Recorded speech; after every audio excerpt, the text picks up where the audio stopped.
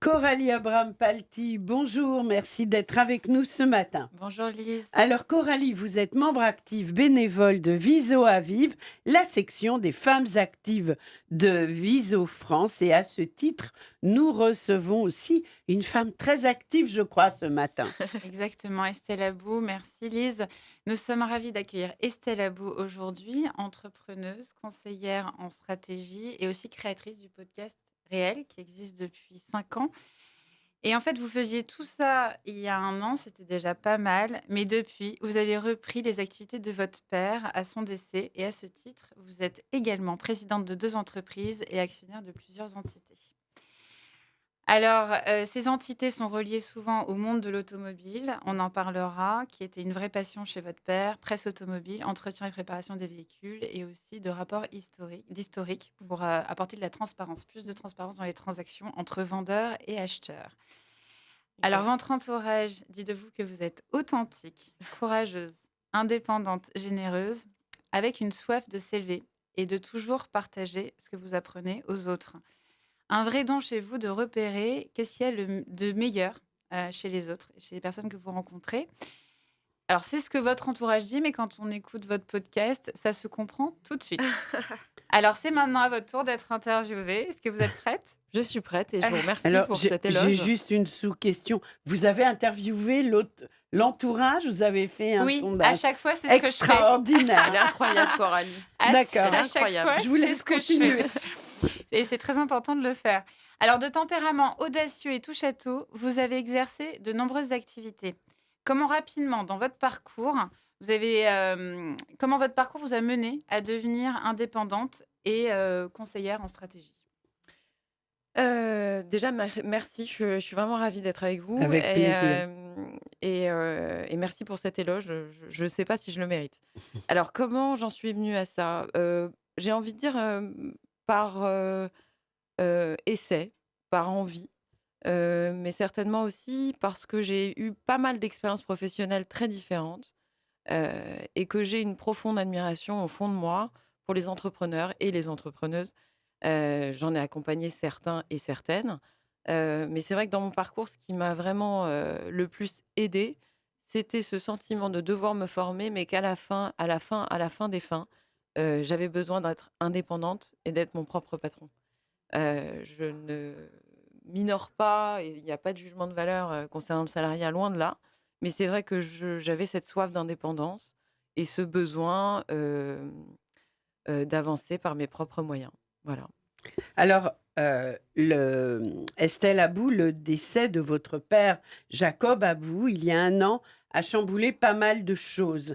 Vous avez été propulsée à la tête de sa holding, tout en étant en deuil et très attristée, comme on l'imagine, par sa disparition. Comment est-ce que s'est passée, finalement, cette première année de votre vie sans filet?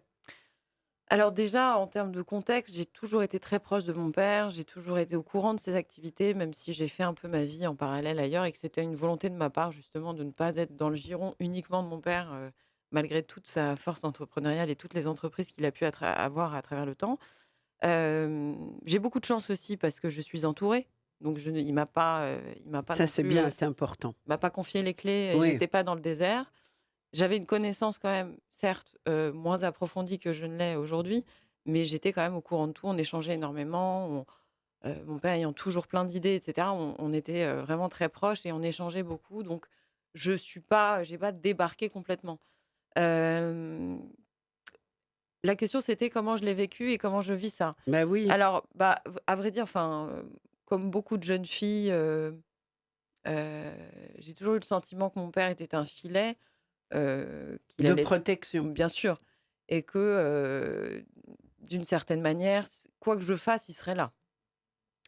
Heu et c'est vrai qu'après enfin, avec le recul, C'est un peu difficile, hein, de parler de ça. On va peut-être passer à une autre Oui, question, alors un peu moins, parce que c'était il non, y a non, pas non, longtemps. non, mais il vous a donné aussi beaucoup de force. Ce que Oui, vous et beaucoup de disiez courage, lors hein. de ouais, notre entretien, c'est qu'en fait, ça a été, une grande fierté, mmh. d'avoir cette responsabilité qu'il vous a donnée. Non, mais bien sûr et à vrai dire, c'est, heu, ce que je cherche à faire comprendre, hem, peut-être aux personnes qui sont endeuillées, etc. Ce qui compte avant tout, c'est de sentir une présence. C'est-à-dire que, bizarrement, je pense quand même que les absents sont toujours présents Mmh. et que ça donne une force assez incommensurable. Oui, Et ça, c'est important de se le rappeler et de se le dire, c'est que quand on a des valeurs, quand on a un lien, il part pas. c'est vrai, c'est Alors, vrai. l'hommage, vous l'avez, brillamment fait, lors d'un épisode Mmh. de votre podcast assez récent pour, ça faisait un peu plus d'un an, qu'il était décédé, mais ça correspondait à son anniversaire. Mmh. C'était il y a un mois, 14 mars, 14 mars exactement et du coup, bah, j'invite nos auditeurs à écouter, c'est cet gentil. épisode et alors vous dites de lui, il y a plein de phrases qu'il disait sur Mmh. l'entrepreneuriat, sur l'audace. Est-ce que vous Mmh. pouvez nous en dire quelques-unes? Il transmettait beaucoup à des jeunes entrepreneurs Ouais, ou il des était entrepreneurs, ouais. en devenir. Ouais, il était également, maître de conférences à HEC Entrepreneur depuis la fondation de ce master, en fait, qui est un master que j'ai fait, moi, sur le tard. Et c'est vrai que son besoin premier était de transmettre. Il a formé énormément de monde, il a accompagné énormément d'entrepreneurs. Sa porte était toujours ouverte, quelles que soient les convictions religieuses, quelles que soient les situations des personnes dans lesquelles il se trouvait. Et c'est vrai que, j'ai toujours été aux côtés de mon père, mais dès ma plus tendre enfance, en fait, j'ai assisté à des cours, de mon père le week-end, heu, parce qu'il Ah recevait oui, ses étudiants le week-end à la maison. Et donc moi, temps d'enfance, c'est à peu près quel âge? je sais pas, je devais avoir 8-9 ans, Ah enfin, oui, quand ouais. même, oui, Donc en oui. fait, moi, le week-end, je voyais débarquer des étudiants, de ce master. En fait, à l'époque, c'était un master qui comptait 30 étudiants. Aujourd'hui, il y en a 120 presque. Mais c'est vrai que, j'ai assisté, enfin, j'étais là dans mon coin et j'écoutais et j'ai vu des gens se muter, quoi. Enfin, ils arrivaient, alors tous avec des très bons diplômes, avec une belle formation, avec en général, des contextes familiaux assez, sécurisants. Et là, voilà, ils cherchaient à leur apprendre à désapprendre pour devenir, entrepreneurs, d'abord de leur vie et éventuellement, managers, dirigeants, entrepreneurs. Des citations, il y en a tellement, je pourrais écrire un livre de ces citations, mais c'est vrai que son dicton, c'était quand même: «Demain, c'est jamais». Hem Demain, c'est jamais. Ouais. Il était aussi assez, précis, dans ses conseils, donc je pense que les dictons qu'il a, vu qu'il était très cultivé, il les rassemblait, à travers ses lectures, à travers ses rencontres et cetera. Mais c'est vrai qu'il a lui-même créé des dictons, du genre, je sais pas, une vision peu précise conduit à une connerie précise. Il savait également dire, j'en ai Vous les tellement. reprenez pour vous, à votre compte, les Oui, dictons? bah, vraiment oui, parce que c'est vrai quand on a un projet, là ça concerne les entrepreneurs et je pense que ça pourra servir.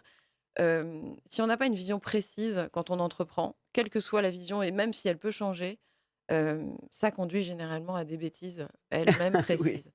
Et non, il faut pas raisonner avec l'argent qu'on a dans la poche, mais avec ce qu'on peut gagner. Ah oui.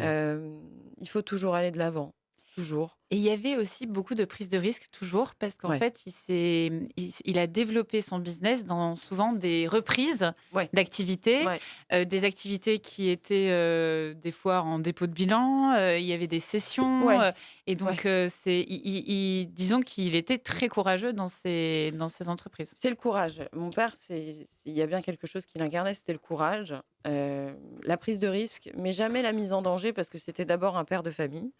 Donc ça, il l'avait vraiment, vraiment bien en lui. Et oui, il a pris des risques, mais il ne nous a jamais mis en danger. Heu et c'est vrai que je pense que intrinsèquement, il avait un besoin de sauver les gens. Voilà.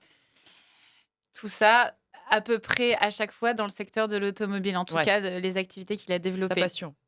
Alors, vous me disiez lors de l'entretien préalable que vous étiez bien heureuse d'avoir développé quelque chose de féminin et de très personnel depuis 5 ans. Enfin, Ouais. que vous désignez comme féminin, même si c'est pas une activité, mais c'est, on va dire, votre part féminine, Mmh, mmh. qui rejaillit. On va parler là de votre podcast Ouais. réel. Alors Heu réel au féminin pluriel, Oui, exactement. ouais, important de le ouais. préciser. Et vous allez nous raconter pourquoi. En fait, vous l'avez lancé il y a 5 ans, alors même que ce média était naissant à l'époque, En France, ouais. en France en tout cas. Et il rencontre un véritable succès. Alors racontez-nous un peu cette aventure. Et puis peut-être qu'on précisera après comment vous avez réussi à vous faire rémunérer, parce que c'est Ouais, pas le cas de beaucoup ouais. de Bah, si ça podcasteuses. peut Ouais. servir, aux gens. Alors déjà, succès relatif, hein, parce qu'il y a toujours mieux. Il y a 5 ans, effectivement, j'étais aux côtés de mon père, enfin, je travaillais déjà avec lui et je lui dis: «Écoute, il y a un magazine que j'aimerais reprendre». Lui, il a quand même un parcours dans la presse, hein, c'était un homme de presse, de médias. Hem, il a eu Tribune Juive aussi, donc c'était, très important pour lui. Il avait une passion pour le journalisme qu'il m'a transmis aussi puisque j'ai fait une école de journalisme, en parallèle de mes autres études et c'est vrai qu'à l'époque, je lui dis: «Je veux racheter un journal, il y a un magazine à reprendre, je veux le reprendre, aide-moi à le faire». Il regarde le truc, c'était féministe. Il me dit: «Bon là là, qu'est-ce que c'est que ce truc?» parce que ça restait quand même un macho et il me dit: «Mais c'est quoi ce truc?» Ça s'appelle, c'est un magazine qui existe encore, c'est Cosette, hein, pour ne pas le citer et il me dit: «Par contre, je vais t'aider parce que les chiffres sont incroyables». Donc oui, il y a certainement un truc à faire. J'ai pas le dossier pour X raisons, mais on pourrait en faire un épisode à part, donc je ne reprends pas ce magazine, hem et finalement, je me retrouve avec un business plan sur les bras, une envie, mais profonde d'y aller là, pour une fois, et je me dis: «Il faut que je crée un média, il faut que je crée quelque chose», mais je veux pas le faire en m'alourdissant d'un crédit avec des salariés et cetera, donc je me dis: «Bah, qu'est-ce que je peux faire là, maintenant, tout de suite?» et puis je me dis: «Bon, je vais quand même essayer d'appeler ma copine Pauline Léniaud» et je lui rends hommage encore une fois. Pauline Léniaud, c'est une jeune femme qui était avec moi à HEC Entrepreneur, qui est normalienne, qui est une fille extraordinaire, une jeune femme formidable et je l'appelle et je lui dis: «Est-ce que tu veux pas monter le média avec moi?» Elle me dit: «Écoute, non, je lance un podcast et tu devrais en faire autant». Donc on a monté notre podcast. Elle me dit: «Mais je serai là, hein, quoi qu'il arrive». Elle m'a pas lâchée, mais elle m'a dit: «Écoute, monte un podcast, tu verras, c'est top». On écoutait toutes les 2 des podcasts aux États-Unis et c'est vrai qu'il y a 5 ans, c'était prêcher dans le désert, il y en avait absolument pas. En tout cas, des podcasts natifs, il y en avait à la Bien radio sûr. puisqu'on pouvait écouter des émissions en replay et là, je me dis: «OK, super, mais de quoi je vais parler? Qu'est-ce que je vais faire?» Bon, déjà, j'achète le matériel en 1 heure et me vient un cas de conscience, je me dis: «Mais je ne suis personne, je ne sais pas de quoi je vais parler, il me faut une marque. Il me faut quelqu'un, un invité de marque» et j'appelle Jacques Attali, à qui je rends hommage, aussi, en lui disant: «Écoutez Jacques, je monte un podcast et j'ai besoin de vous comme premier invité» Ah et oui, mais là, vous le connaissiez donc oui, oui, oui, mais oui, on se ça connaissait, aide un par peu, notre oui. parcours professionnel. C'était pas, on n'était pas amis, mais c'est par le biais D'accord. de mon expérience professionnelle et il me répond du tac au tac: «Oui» et alors là, je suis, Propulsée, parce que là, vous avez pas le choix voilà et là, je d'aller en m'attendais pas. arrière. C'est toujours pareil, hein, il faut risquer des non pour avoir des oui. Oui. Et c'est vrai que là, je me retrouve du coup avec Jacques Attali en première invité. Je me dis: «Waouh, waouh, waouh, bon, OK, donc il va falloir assurer» et on y va. Et là, c'est vrai que pendant 5 ans, forcément, une fois qu'on a Jacques Attali, c'est plus simple d'avoir d'autres, invités. Oui. Je me suis formée sur le tard, j'étais certainement hésitante au départ et puis c'est vrai que le podcast, c'est assez mathématique. Il faut en faire, en faire, en faire, en faire pour que ça marche. Ça n'existait pas, je pense qu'il y avait un creux, il y avait un besoin, il y avait un creux narcissique, au sein des médias, et je pense que le podcast a apporté une réponse aux besoins des gens. Et vous le dites d'ailleurs dans un épisode récent, parce que maintenant vous faites des épisodes solo Mmh, et vous dites qu'il y avait besoin d'un temps long et c'est c'est vrai vrai, que, aujourd'hui dans les médias, à part dans les podcasts, c'est difficile d'avoir des temps longs, des Oui, temps on où est on a beaucoup dans l'immédiateté. bien exactement, sûr, Oui, et c'est ça vrai. permet cet espace qui est c'est ça, vraiment très, très, très important pour développer, des idées qui sont à chaque fois très complexes. On peut préciser que vous interviewez des hommes et des femmes à bien chaque sûr, fois, c'est une personne et c'est sur des sujets assez divers et le fil conducteur, c'est que c'est des personnes qui contribuent positivement à ouais, la société. ouais, On peut dire ouais, ça? c'est l'impact positif effectivement et le réel, c'est inclusif. Oui. C'est-à-dire qu'il y a le masculin dans le féminin pluriel parce que je ne voulais pas d'un média uniquement féminin et je voulais que les messages humains et humanistes, passent par la voix autant des hommes que des femmes. Voilà. Alors Estelle Abou, vous êtes, maman d'un petit garçon et belle-maman J'ai de pas parlé 2 du modèle ados. économique, Ah, peut-être juste qu'on peut une minute très je sais rapidement pas. sur le modèle économique du podcast. Non, c'est simplement dire Oui, aux gens qu'on peut gagner de l'argent avec le podcast, oui. s'ils ont besoin, ils m'appellent. Voilà. On donnera Merci. les Voilà. coordonnées à la Oui. fin.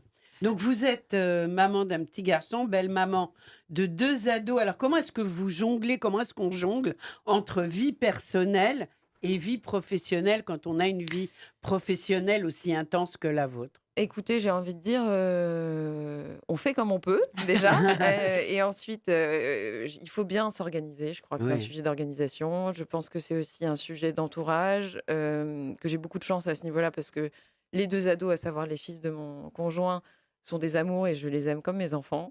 Mon conjoint est formidable, il m'accompagne beaucoup, il m'entoure, j'ai une super nounou et une maman formidable. Voilà. oui. Donc Super. ça, c'est vraiment, très important. Est-ce Ça aide. qu'aujourd'hui, on peut dire que vous êtes aligné avec vous-même, avec le moi inconscient dont parle Charles Pépin dans un de vos épisodes? C'est ce fameux moi inconscient qui est en fait un guide, silencieux et des fois on s'en éloigne, sans s'en apercevoir et avec une petite introspection, on arrive à se rapprocher de lui de nouveau. Alors, alignement ou pas aujourd'hui? Qu'est-ce Je que sais pas, je pourrais pas répondre à cette question. Je sais pas ce que c'est qu'être aligné. Je sais simplement que, ce que je fais, je le fais avec, engouement, je le fais avec joie. J'essaye malgré les circonstances de trouver de la joie dans l'action et je crois sincèrement que, l'alignement, c'est l'action. Voilà, je pense qu'il faut vraiment, on se trouve aligné au contact des autres, on se trouve aligné dans l'adversité, on se trouve aligné, en s'écoutant certes, mais en écoutant les autres aussi. C'est Voilà, peut-être aussi être en accord avec, ouais, soi-même. ouais. Estelle Abou, merci merci Merci à vous, d'être infiniment. avec merci nous. beaucoup. Merci pour ce témoignage. Finalement, ça encourage de nombreuses femmes. Rappelez-nous très vite pour vous contacter, pour vous écouter, comment on fait? Alors le podcast s'appelle Réel, donc Oui, quand on tape Réel, podcast, sur, n'importe quel moteur de recherche, on me retrouve. voilà, REE2LES. Exactement. Et puis sur LinkedIn, vous pouvez LinkedIn et retrouver je réponds à tout le monde. Je prends le D'accord, temps super. toujours. Quelques quelques actus. quelques actus à nous donner, Coralie. Exactement. Alors s'approche à grands pas le salon du livre Viso, donc Oui, je sais que Lauriane est venue à votre antenne, Lise Gutmann en oui, parler. Juste quelques précisions, donc ce salon du livre, renoue un peu avec les habitudes de Viso parce que ça fait 2 ans qu'il n'avait pas eu lieu. Il aura lieu le dimanche 14 mai de 13h30 à 19h, à la mairie du 16e arrondissement. j'y serai. Super, Super, moi ouais. aussi. Et Ah en fait, je ben, voulais bien. préciser en complément de ce que Lauriane a déjà dit à votre micro qu'il y aura 2 conférences. Il y aura Les Magnifiques, la conférence Les Magnifiques, figure extraordinaire du peuple juif, avec les 2 intervenants que sont Jean-Pierre Halali et Ray Musican. Oui. Et nous avons une deuxième Qui sont venus conférence. d'ailleurs présenter leur livre à Radio J. Super. Et il y aura une deuxième conférence avec Michel Fitoussi comme intervenante sur son livre La famille de Pantin. Les horaires de ces 2 conférences pendant l'après-midi, c'est 15h30 la conférence Les Magnifiques, puis 17h la conférence avec Michel Fitoussi. Voilà, ben, on va avoir que du bonheur ce jour-là. Merci Merci. beaucoup Corinne Merci à vous. Abraham-Palti et merci Estelle Abou quand vous le Merci à vous. souhaitez sur Radio J. Au revoir, Au merci. revoir.